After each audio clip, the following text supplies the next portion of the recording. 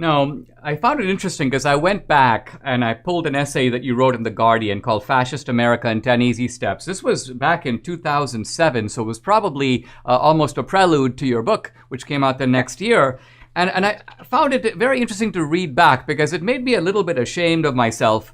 At the time, I would defend these things like the Patriot Act, which I thought were a necessary response after 9/11. But you talked about a lot of warning signs that were troubling, identifying internal enemies. You talked about the fact that people were being demonized and a massive internal surveillance system was being, again, the pretext was to fight terrorism, the harassment of citizens, arbitrary detention and release, controlling of the press, dissent equals treason.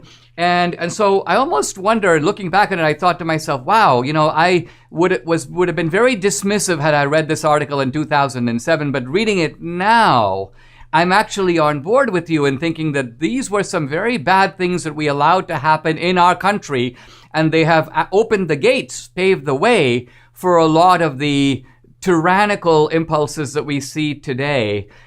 So in a way, I'd say you have been consistent all along, and people like me have had to re-examine some of our somewhat, I think, blithe support of measures that could easily have been abused, but we didn't see it quite at the time. Would you agree today that when I read that, Governor Abbott is thinking of lifting restrictions now in Texas? Of course, Ron DeSantis has been out front in Florida.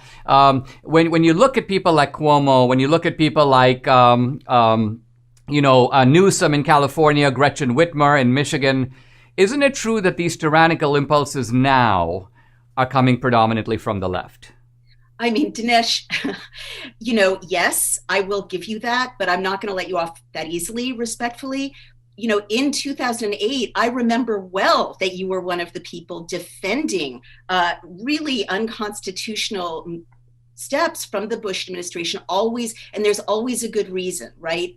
Terrorism, Guantanamo, the ticking time bomb. I mean, I remember these arguments well. We have to torture them, so we'll find out where the next dirty bomb is going to be released in Times Square. And I remember, kind of yelling at the TV screen at that time, because it was more a TV screen than a computer screen.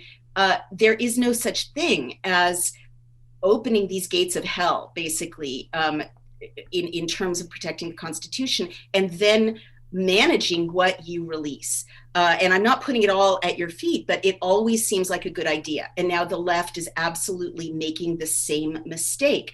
There's always an emergency. And the brilliant, amazing thing about looking back in history is there was always an emergency. There was the Kristallnacht, there was the fire against the Reichstag fire, right? Exactly.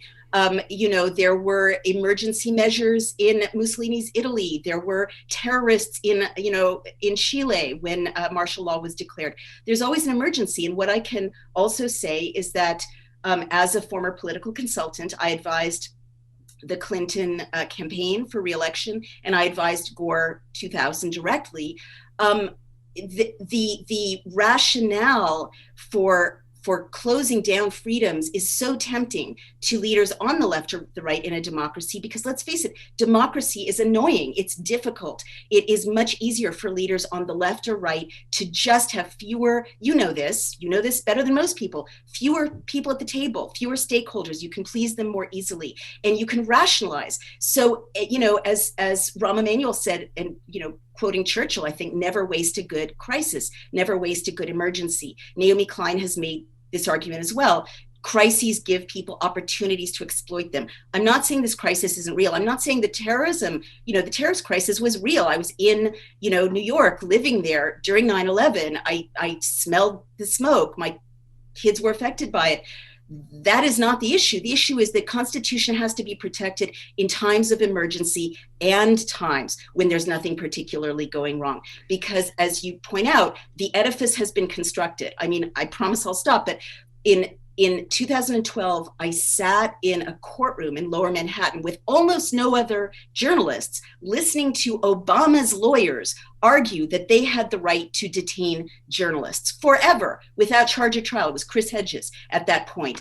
And like literally, where was CNN? Where was Fox? Where was everyone? This was so momentous. And so the National Defense Authorization Act is the law of the land now, and it allows any president, including President Biden or President Trump, if he comes back, next time around, or, Kristi Noem or whoever it is, to detain any American without charge or trial. But we don't even need those powers now, because the pandemic has allowed governors and boards of health to enact emergency measures, to crush businesses, to impose on people's physical bodies, making decisions about vaccination that should be personal decisions or family decisions for children, to suppress assembly in New York State. I can't even gather with more than 10 people without risking a $15,000 fine. My potluck on the 14th is going to be illegal if 11 people show up.